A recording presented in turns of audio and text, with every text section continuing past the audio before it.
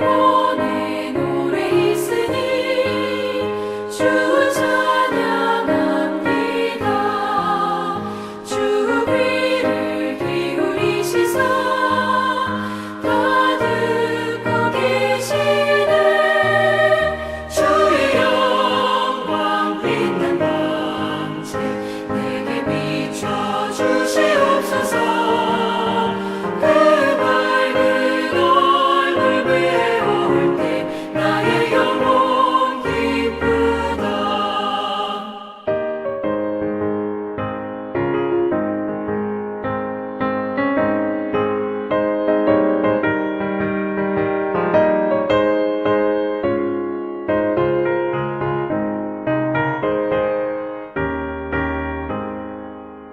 내 영혼의 몸을 베어서 주와 함께 하실 때 그 평화 내게 깃들고 주 은혜 꽃피네. 주의 영광 빛난 방제 내게 비춰 주시옵소서. 그 밝은 배울 때 나의 영혼 기쁘다. 내 영혼에 희락이 있고 그 소망 넘치네. 주 예수 복을 주시고 또 내려주시네. 주의 영광 빛난 방제 내게 비춰 주시옵소서. 그 밝은 얼굴 배울 때 나의 영혼 기쁘다.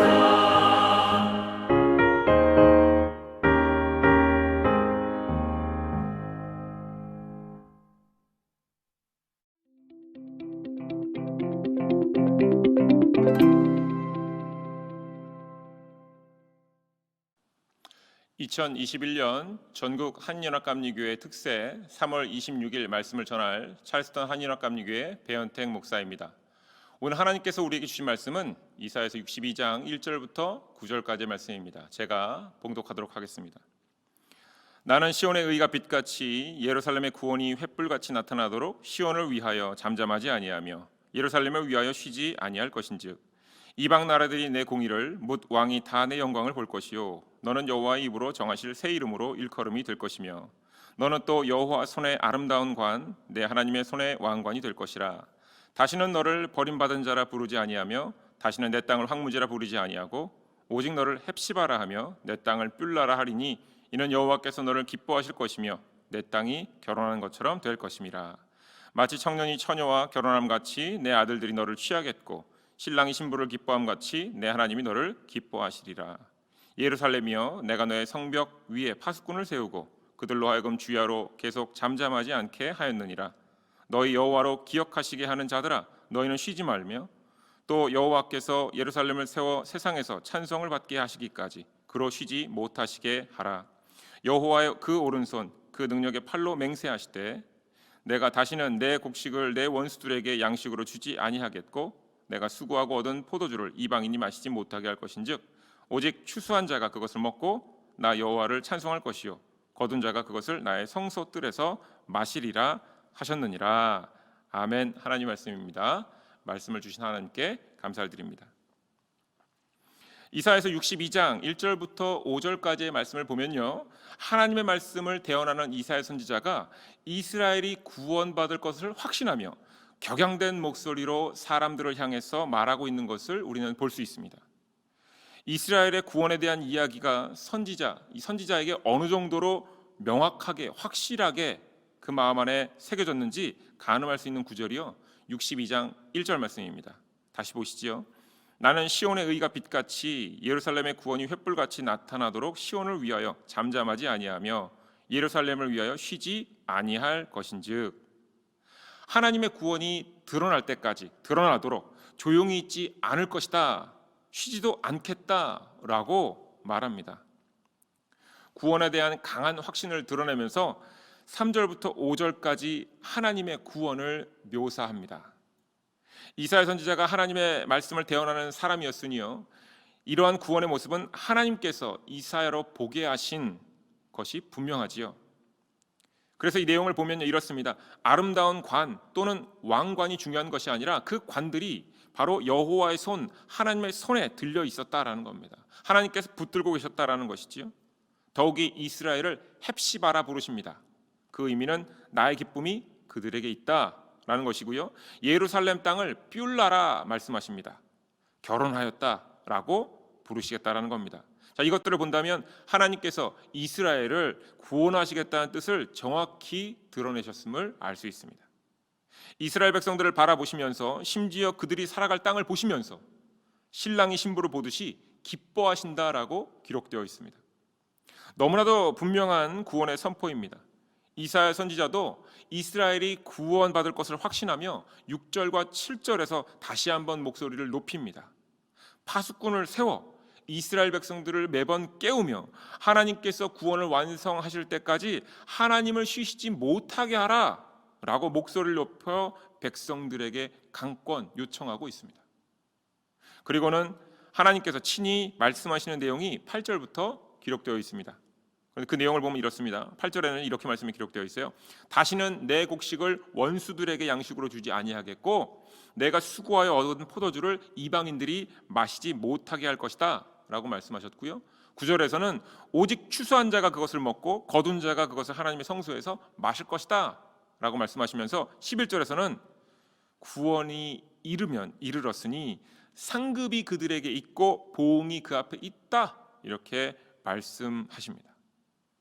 자, 구원의 모습을 종합해 보면요, 여호와 하나님께서 이스라엘 백성들을 그들을 손에 붙잡으시며 백성된 권세를 회복시키시겠다라는 말씀입니다. 예루살렘 땅을 뷸라라 부르시겠다라는 의미는 아브라함과의 언약도 회복시키시겠다라는 얘기입니다. 아브라함과 맺은 언약이 모세와 백성들이 가나안에 들어가는 여정을 통해서 이루어진 것처럼 바벨론의 포로기를 광야의 생활로 인정해 주시고 이제 광야의 생활을 마치고 가나안으로 들어가던 때와 같이 바벨론 포로기를 회복시키시겠다라는 의미입니다. 땀을 흘린 만큼 먹고 마시는 삶, 즉 정의와 공의로운 삶을 살게 하시겠다라고 말씀하십니다. 이와 같은 하나님의 계획을 알게 된 이사야 선지자는 너무나도 기뻤습니다. 너무나도 기쁘니 잠잠하지 않겠다, 쉬지 않겠다. 이스라엘 백성들도 쉬지 않게 계속 24시간 깨워서 구원이 이루어질 때까지 여호와 하나님도 쉬시지 못하게 해야 한다라고까지 말하고 있는 것입니다. 이사야서 62장 전체를 통해서 구원을 이루시려는 하나님의 기쁨과 하나님의 계획을 알게 된 이사야 선지자의 기쁨이 우리에게도 전해집니다. 그렇지요? 자, 여러분, 이제부터는 조금 믿음 없어 보이는 이야기를 하려고 합니다. 양해를 먼저 구하고 나누겠습니다. 저는요, 개인적으로 5절의 한 단어가 제 마음을 아주 무겁게 만들었습니다. 5절에 이와 같은 부분이 있습니다. 하나님께서 너를 기뻐하시리라. 62장 내용을 보니 구원을 이루시려는 하나님도 기쁘시고요, 하나님의 뜻을 알게 된 이사야 선지자도 너무나도 기쁜 것이 분명한데 이 구절을 통해서 하나님께서 제 마음을 살피시면서 저한테 물으시는 것 같았어요. 하나님이 나도 기쁘다 말씀하시고 또한 내 마음을 아는 이사야도 기쁜데 너는 기쁘냐? 라고 저한테 물어보시는 것 같았습니다. 네, 기쁩니다 라고 대답을 해야겠지요. 하나님의 구원이 선포됐는데 당연히 기뻐야 하지 않겠습니까? 그런데 제 속으로 이런 생각이 드는 겁니다. 하나님, 당장에 포로로 살아가는 사람들에게는 노력만큼 먹고 마신다라는 이야기와 구원을 그들이 온전히 기쁘고 신나게 받아들일 수 있을 것 같습니다. 그런데 정확히 말해서 이스라엘의 온전한 구원은 이로부터 700년 이후고요, 예수님이 태어나실 그때까지, 그리고 그때도 사실은 이루어지지 않지 않았나요? 그리고 현대 시간까지 포함해서 2700년이라는 시간이 지났지만 아직 우리에게도 온전한 구원은 이루어지지 않지 않았습니까? 어찌 보면 참 믿음 없어 보이는 생각이 제 마음에 들었습니다. 기뻐야 할 일인 것을 머리로는 알겠는데 그 당시 포로로 살았던 사람들에게는 이 포로기가 끝난다라는 소식이 기쁜 일이겠지만 이 소식이, 이 사건이 현재 우리에게도 기쁜 일인지는 잘 모르겠는데요 하는 생각이 들었습니다. 제가 참 믿음 없어 보이는 생각을 한 것이겠지요. 일반적으로 이사야서를 묵상할 때 구약과 신약을 연관지어서 묵상하는 게 일반적인 방법입니다.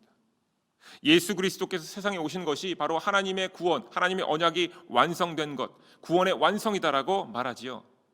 그런데 이렇게 이해를 하면 이사야가 전한 하나님의 심판과 구원의 메시지는요, 700년이 지난 뒤에 이루어지는 것으로 이해하는 것이 적합할 겁니다. 현재 구원이 절실한 사람들에게, 지금 당장 구원이 필요한 사람들에게 여러분 700년 뒤에 반드시 구원이 이루어질 것입니다 라고 말을 한다면 누가 기뻐할 수 있을까요? 누가 이 소식을 구원의 사건이라 믿을 수 있을까요? 믿음이 있어서 이것을 믿는다고 해도 시간이 오래되면 육체적으로, 정신적으로 지쳐가는 것, 이것이 사실입니다. 우리의 현실 상황에서도 이와 같은 것이 적용이 됩니다. 코비드-19의 상황 속에서 우리가 많은 이들이 하나님의 권능을 믿으면서 간구합니다. 이 모든 어려움이 빨리 지나가기를 간구하지요. 믿음의 분량에 따라 사람마다 다르긴 하겠지만 하나님을 믿고 성경 말씀 속에 기록되어 있는 심판과 구원의 메시지를 통해서 우리의 지금의 삶을 돌아보면서 우리의 어려움이 해결받을 것을 잠잠히 기다리자라고 생각하시는 분들이 있습니다. 하지만 동시에 믿음이 있으면서도 바뀌지 않는 현재의 상황에 왜 하나님께서 가만히 계시는 것일까라고 생각하시는 분들도 있지요. 더욱이 가족을 잃은 슬픔에 계신 분들, 또는 경제적으로 너무나도 어려운 삶의 상황에 처하신 분들은 하나님의 사랑도 들어서 알고 있고 하나님의 구원에 대한 내용들도 알고 있지만 상실감과 무력감으로 마음이 상하고 지쳐가는 분들이 있는 것도 사실입니다. 누군가 우리에게 코비드의 상황이 1년 뒤, 2년 뒤가 아니라 100년 뒤에 해결될 것이라고 말한다면 여러분, 우리의 마음은 어떨까요?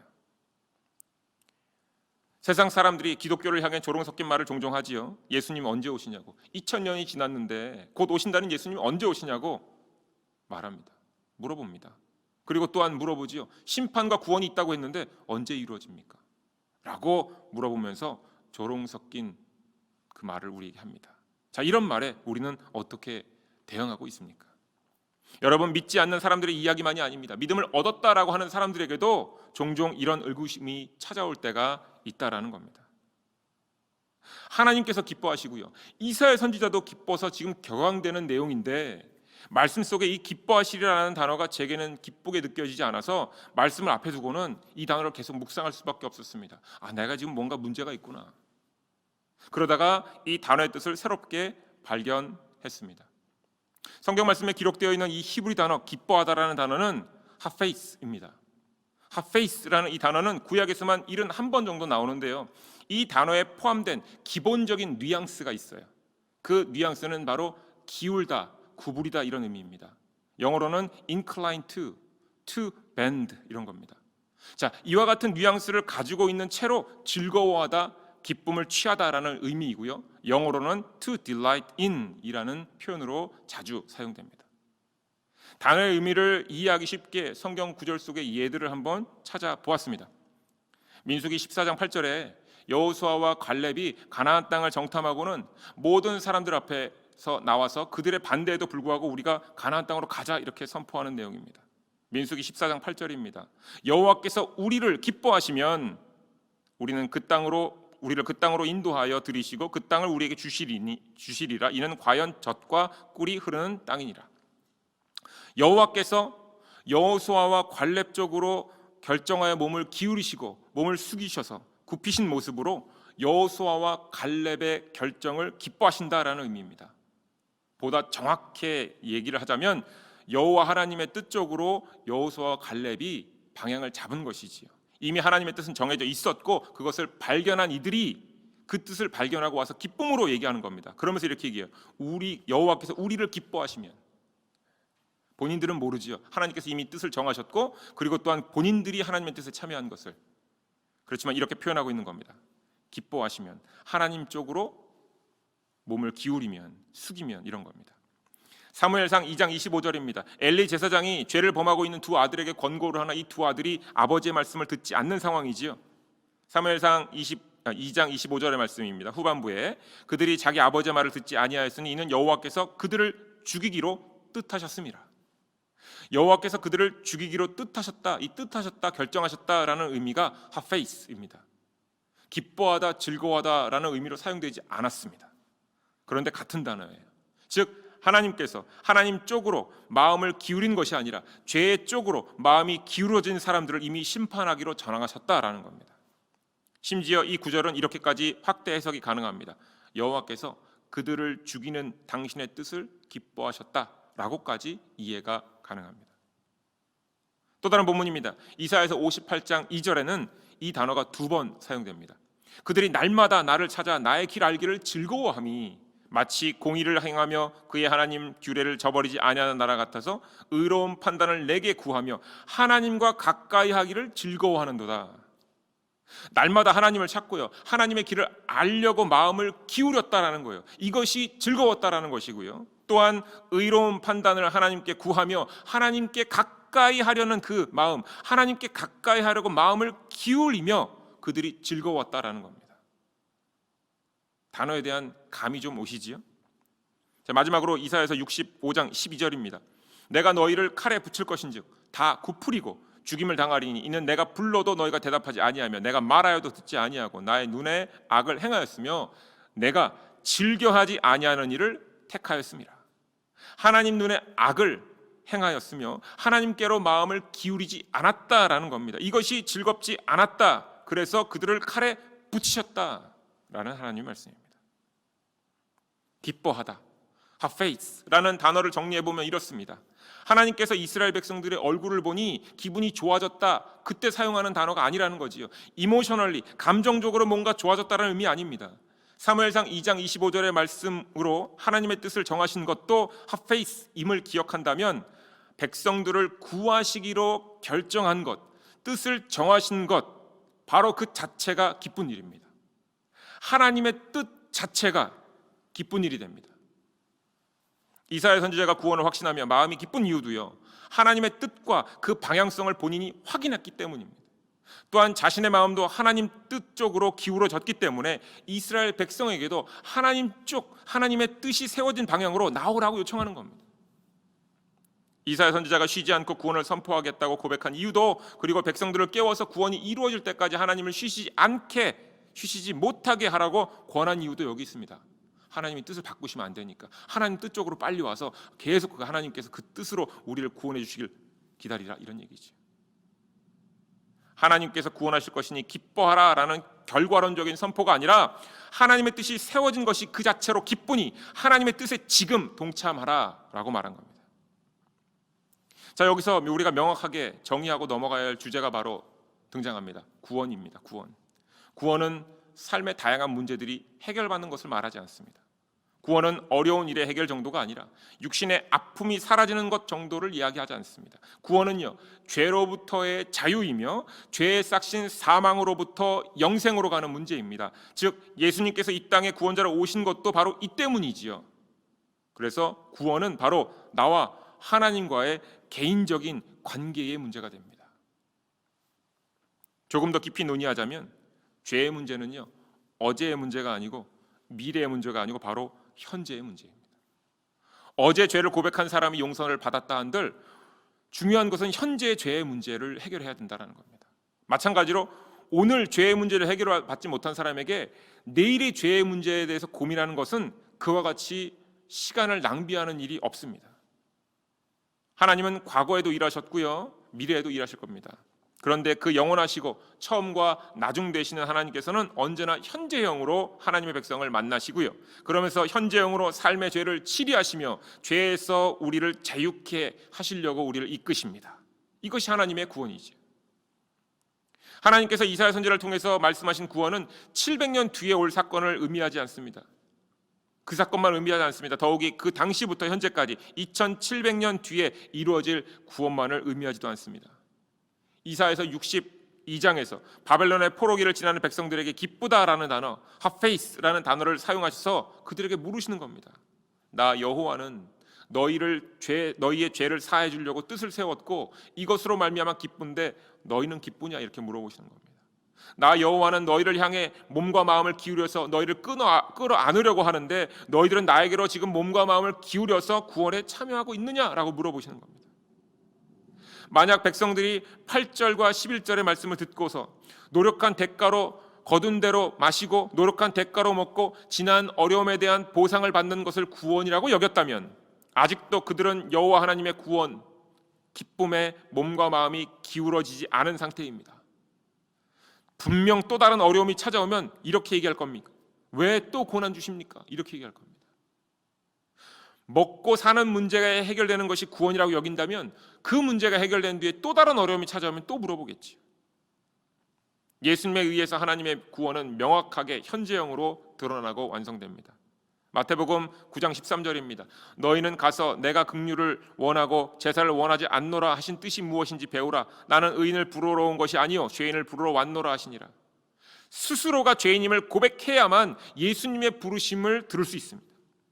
즉 하나님의 구원이 선포되었을 때 스스로가 죄를 고백하지 않으면 구원의 선포가 즐겁지 않았을 겁니다. 이사야 선지자가 하나님의 구원을 선포하며 즐거워했던 이유는요, 구원의 의미를 그가 깨달았고 하나님의 심판을 통해 더 깊이 구원을 이해했기 때문입니다. 이사야서 6장 5절에 여호와 하나님을 대면하는 자리에서 이사야 선지자가 이렇게 고백합니다. 나는 망하게 되었도다. 나의 입술이 부정한 사람이요 나는 입술이 부정한 백성 중에 거주하면서 만군의 여호와이신 왕을 배웠음이라. 자, 이 고백은 예수님을 만난 베드로의 고백과도 유사합니다. 누가복음 5장 8절입니다. 시몬 베드로가 이를 보고 예수의 무릎 앞에 엎드려 이르되 주여 나를 떠나소서 나는 죄인이로소이다. 스스로가 죄인임을 고백하며 살아가는 사람만이 하나님께서 이루시는 구원의 기쁨에 참여할 수 있습니다. 잠시라도 스스로가 죄인임을 잊으면요, 삶의 일들 앞에서 이런 질문이 쉽게 다시 나올 거예요. 왜 제게 이러십니까? 왜 저여야만 합니까? 왜 나는 구원하시지 않으십니까? 이사야서 62장 말씀을 묵상하면서 하나님도 기쁘시고 이사야도 기쁜데 구원의 소식을 들으면서 제가 기쁘지 않았던 이유를 발견했습니다. 제가 잠시 스스로 죄인임을 잊은 채로 말씀을 묵상했다라는 겁니다. 죄인에게 예수님은 놀라운 하나님의 은혜요 사랑이지요. 매일 죄를 고백하고 죄를 발견하여서 하나님 말씀으로 다스릴 수 있는 것이 스스로가 구원의 길에 서 있으며 스스로가 의의 길에서 지금 걸어가고 있음을 발견하는 일이 되고요, 그것 때문에 감사하며 하나님 앞에 찬양을 돌릴 수 있는 사람이 되는 겁니다. 아, 내가 하나님의 구원에 동참하였구나, 구원의 이끌림을 받고 있구나 라고 고백할 수 있게 되는 것이죠.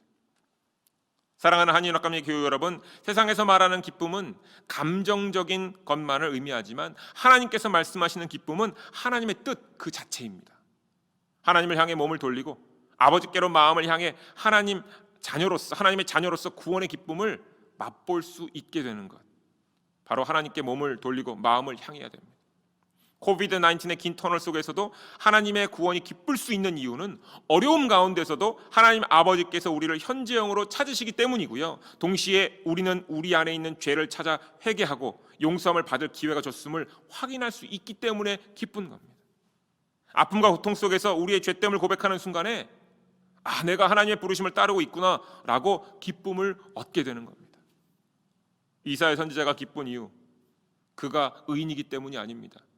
그가 기쁨과 확신의 찬 목소리로 구원을 선포한 이유, 바로 본인이 죄인임을 알고 하나님 곁에 붙들려 있음을 고백할 수 있기 때문에 그런 겁니다.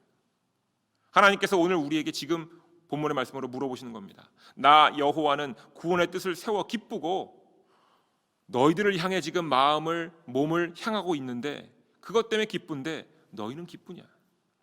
이 물음에 내가 아버지께로 몸을 돌렸고 마음을 돌렸습니다 라고 대답하시며 나 같은 죄인을 살리셨음을 고백할 때에 진정 참 하나님의 기쁨에 동참하시는 하루가 될 것입니다. 오늘도 주신 이 말씀을 붙잡고 주 안에서 승리하시기를 축원드립니다.